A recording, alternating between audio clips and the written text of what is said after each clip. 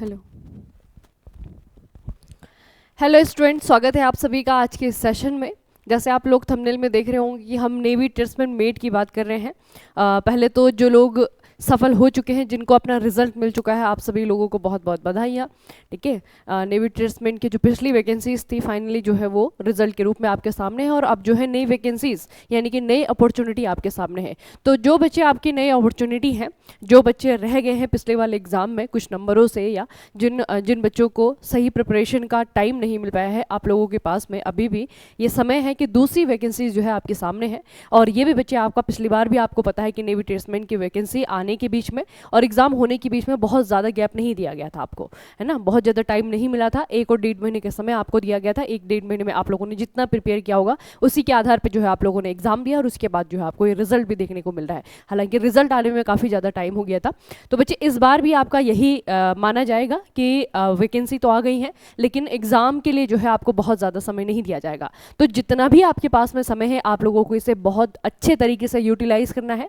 आप लोगों को अपनी स्ट्रेटेजी बनानी है अगले आने वाले 1-1.5 महीने के लिए, और उसके बाद में लग जाना है पूरी तरीके से तैयारी में। ठीक है, तो आज मैं आपको बताने वाली हूँ कि जो ऑफिशियल सिलेबस दिया गया है इंडियन नेवी के द्वारा आपके जनरल अवेयरनेस के लिए। ठीक है, क्योंकि बच्चे आपको पता है कि जीके मैं आपको पढ़ाऊंगी नेवी ट्रेड्समैन के लिए। तो नेवी ट्रेड्समैन मेट का जो ऑफिशियल सिलेबस आप लोग देखेंगे, बहुत छोटा सा जो है ये इन्फॉर्मेशन है, लेकिन बच्चे किसी भी एग्जाम को टैकल करने के लिए, किसी एग्जाम को क्लियर करने के लिए पहले आपको एग्जाम के बारे में पूरी चीज़ें पता होनी चाहिए। एक पूरा ओवरव्यू आपके पास में होना चाहिए कि किस तरीके का पेपर होता है, क्या क्या चीज़ें इसमें पूछी जाती हैं, पहले जो है किस तरीके का क्वेश्चन पेपर रहा था, और सिलेबस जो है वो आपके ऑर्गेनाइजेशन के द्वारा या फिर जो एग्जाम ले रहे हैं उनके द्वारा सिलेबस क्या दिया गया है। ठीक है, तो सबसे पहले आपको ऑफिशियल सिलेबस पता होना चाहिए। तो जीके की अगर हम बात करें तो उसका वेटेज देखेंगे बच्चे, आपका जो पेपर होगा वो आपका 100 नंबर का पेपर होगा, और 100 नंबर में से आपका जो जनरल अवेयरनेस का पोर्शन है वो आपका 25 मार्क्स का रहेगा, जो कम तो बिल्कुल भी नहीं है ना, कम बिल्कुल नहीं है। आपका 25 मार्क्स बच्चे कहीं से कम नहीं होते हैं, एक एक नंबर में जो है आपकी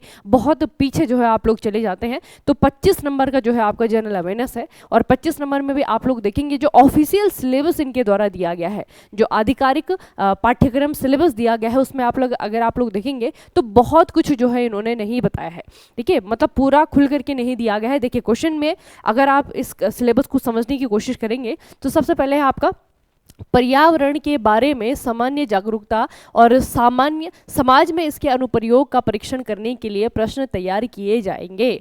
देखिए, इन्वायरमेंट, ठीक है, इन्वायरमेंट, और ये इन्वायरमेंट बच्चे कहाँ से होगा? इन्वायरमेंट जो है आपका ये लगभग जो है आपका करंट अफेयर से होगा, सबसे पहले आपका इन्वायरमेंट। ठीक है, उसके बाद में आपके जो क्वेश्चन होंगे, संपूर्ण घटना और प्रतिदिन के अवलोकन और अनुभव के ऐसे मामलों के वैज्ञानिक पहलुओं को ज्ञान का परीक्षण करने के लिए भी प्रश्न तैयार किए जाएंगे, जैसा कि किसी भी शिक्षित व्यक्ति से अपेक्षित हो सकता है। देखिए बच्चे, यहाँ पे आपका क्या है, यहाँ पे आपका है संपूर्ण घटनाओं का मतलब होता है इवेंट्स, और इवेंट्स का मतलब होता है आपका करंट अफेयर। ठीक है, तो करंट अफेयर आपके आसपास क्या चल रहा है, आपके देश में क्या चल रहा है, आपके पड़ोसी देशों में क्या चल रहा है। ठीक है, आपके देश की इकोनॉमी कैसे काम कर रही है, आपके देश में पॉलिटिकली क्या क्या चीज़ें हो रही हैं। ठीक है, जैसे इस बार आपका लोकसभा का चुनाव हुआ है, वो आपका बहुत बड़ा जो है आपका टॉपिक बनेगा, बहुत इंपॉर्टेंट टॉपिक बनेगा एग्जाम में पूछे जाने के लिए। ठीक है, ये हो गया आपका। उसके अलावा पेरिस ओलंपिक जो है आपके शुरू हो चुके हैं, वहाँ से आपके भर भर के क्वेश्चन आएंगे। इस तरीके के इवेंट्स मतलब है घटनाएं, आपके चारों तरफ क्या क्या घट रहा है। तो करंट अफेयर से रिलेटेड जो है क्वेश्चन आपको 101% देखने को मिलेंगे। उसके बाद है आपका परीक्षण में भारत और उसके पड़ोसी देशों से संबंधित प्रश्न भी शामिल होंगे, विशेष रूप से इतिहास, संस्कृति, भूगोल, आर्थिक परिदृश्य, सामान्य राजनीति और विज्ञान अनुसंधान से संबंधित। अब देखिए बच्चे, यहाँ पे जिसे हम स्टैटिक जीके कहते हैं ना, वो पूरा जो है आपका 3rd पॉइंट पे इन्होंने मेंशन कर दिया है। भारत के बारे में मतलब क्या होता है, भारत से संबंधित जो भारत के पड़ोसी देशों से मतलब क्या होता है, भारत के बारे में भारत का इतिहास। ठीक है, भारत के बारे में भारत का भूगोल, भारत के बारे में भारत के संविधान के बारे में, पॉलिटी के बारे में। ठीक है, तो ये जो 3 चीज़ें होती हैं बहुत बेसिक सी होती हैं। उसके अलावा जो है भारत और उसके पड़ोसी देशों के साथ में जो है आपके कैसे कैसे इनके संबंध है। ठीक है, भारत का हिस्ट्री क्या है, भारत का संस्कृति कल्चर से आपके क्वेश्चन आएंगे, भूगोल क्या है, आर्थिक परिदृश्य इकोनॉमिक से आपके बेसिक से क्वेश्चन आएंगे, वैज्ञानिक अनुसंधान अधिकतर बच्चे आपका करंट अफेयर से ही पूछा जाता है। ठीक है, तो यहाँ पे एक चीज़ देखें, देखेंगे कि कोई भी ऐसा सब्जेक्ट नहीं है जो कि यहाँ पे बिल्कुल अच्छे से आपका क्लेरिफाई किया हो, है ना। कुछ भी चीज़ जो है आपको खोल करके नहीं दी है कि भारत के इतिहास, भारत का भूगोल, यानी कि जो 25 मार्क्स आपके आने वाले हैं वो आपके बच्चे रैंडमली लिए जाएंगे, ठीक है, रैंडमली उन्हें जो है आपका लिया जाएगा। और इसमें अब हम फोकस करने के लिए जो इन्होंने सिलेबस यहाँ पे दिया है ना, यहीं से हम समझने की कोशिश करेंगे कि क्या क्या चीज़ें जो है आपको पढ़नी पड़ेंगी आगे आने वाले 1-1.5 महीने के लिए। अगर आपको इस बार का ये जो अपॉर्चुनिटी आई है ना, वो अपॉर्चुनिटी अगर आपको ग्रैब करनी है, अगर आप पिछले वाले एग्जाम में चूक गए हैं और इस वाले में जो है अगर आपको एक सीट पक्की करनी है, तो बच्चे क्या क्या जो है आपको यहाँ पे थोड़ा सा देखना पड़ेगा, किन किन चीज़ों पर फोकस करने पड़ेगा। देखिए 2-3 चीज़ें मैं आपको बताती हूँ जो आपको फोकस करनी पड़ेगी। सबसे पहले बच्चे आपका करंट अफेयर्स है, ठीक है। पिछले 6 महीने का करंट अफेयर्स आप लोग देख लीजिएगा। करंट अफेयर्स जो है आपको देखना है, 101% जो है करंट अफेयर्स आपको देखना है, ठीक है। करंट अफेयर्स के हर पहलुओं को आपको देखना है, ठीक है। बहुत ज़्यादा डीप में पढ़ने की आवश्यकता नहीं, लेकिन जो बहुत इंपॉर्टेंट आपके मेजर इवेंट्स होते हैं ना, वो आपको देखने की ज़रूरत पड़ेगी। बहुत ज़्यादा इसका जो आपका पेपर का अगर आप लोग लेवल देखेंगे, वो भी मैं एनालिसिस करके आपको बता रही हूँ, ठीक है, बताऊँगी। इसके बाद का जो आपका वीडियो होगा वो इसी बारे में होगा। पूरा एनालिसिस हम लोग करेंगे क्वेश्चन पेपर को जो पिछली बार आपका हुआ था, ठीक है। फिर वहाँ से देखेंगे कहाँ से जो है आपका कौन कौन से सेक्टर से किस तरीके से क्वेश्चन जो है उठाया जाता है, ठीक है। अभी मैं आपको टॉपिक बता रही हूँ सिलेबस के अकॉर्डिंग, जो है सिलेबस को समझने की हम लोग कोशिश कर रहे हैं कि सिलेबस में क्या दिया हुआ है, क्योंकि इन 3 पॉइंटों में कोई भी बात जो है आपकी क्लियरफाइड नहीं हो रही है ना, इसमें जो है आपका कुछ भी चीज़ जो है हमें पढ़ने से समझ में नहीं आ रही कि पूछना क्या चाह रहा है।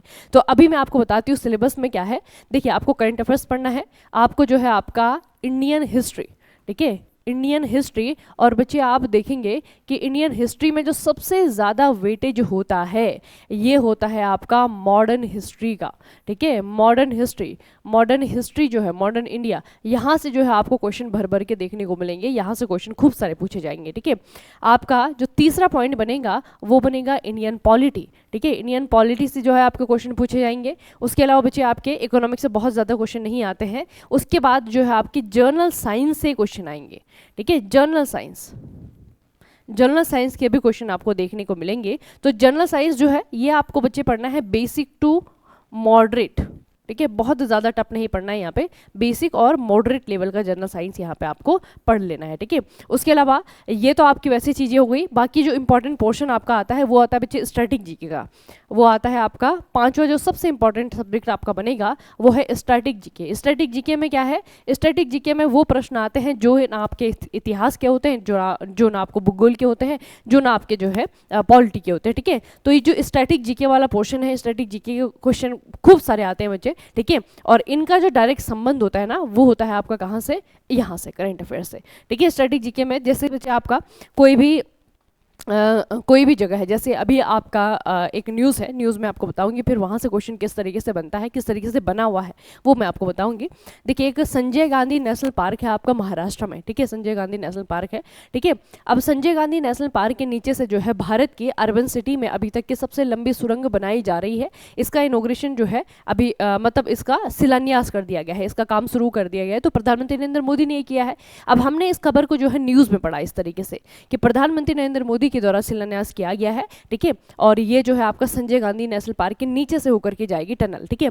अब यहाँ पे बच्चे 2 प्रश्न आएंगे, एक तो यही आएगा जो करंट में है, वो डायरेक्टली करंट अफेयर से हो जाता है, और एक आपका प्रश्न आएगा कि संजय गांधी नेशनल पार्क कौन से स्टेट में है, ठीक है। तो इस तरीके से प्रश्न आपका पूछा जाता है। मतलब पहले आपकी न्यूज़ होगी, न्यूज़ से जो आपके इनडायरेक्ट क्वेश्चन बनेंगे, ठीक है। तो जब भी आप लोग करंट अफेयर पढ़िए, करंट अफेयर जब आप लोग पढ़ते हैं ना बच्चे, उसके साथ साथ में जो है आपका स्ट्रेटेजी के भी तैयार होता है। जैसे कि कोई शहर जो है किसी वजह से बहुत ज़्यादा चर्चाओं में है, तो वो आपका जो इंपॉर्टेंट प्लेसेस होता है ना वहाँ से आपका प्रश्न बनता है, इंपॉर्टेंट प्लेसेस का प्रश्न आपका वहाँ से बनेगा, ठीक है। और वहाँ से जो है आपका वो स्ट्रेटेजी के क्वेश्चन बनेगा। तो करंट अफेयर से ना तो सिर्फ डायरेक्टली क्वेश्चन आते हैं और इनडायरेक्टली क्वेश्चन भी आते हैं जो कि आपके स्टैटिक जीके के लिए बहुत इंपॉर्टेंट होते हैं, ठीक है। तो स्टैटिक जीके जो है आपका ये पोर्शन है जो कि ना आपका किसी इतिहास में आता है, ना ही आपका पॉलिटी में आता है, ना ही आपका ज्योग्राफी में आता है। ये बस आपके रैंडम क्वेश्चन होते हैं आपके जनरल नॉलेज को चेक करने के लिए, सामान्य अध्ययन को चेक करने के लिए। और अधिकतर जो वेटेज इसमें बच्चे आपके देखने को मिलेगी वो स्टैटिक जीके ही देखने को मिलेगी, ठीक है।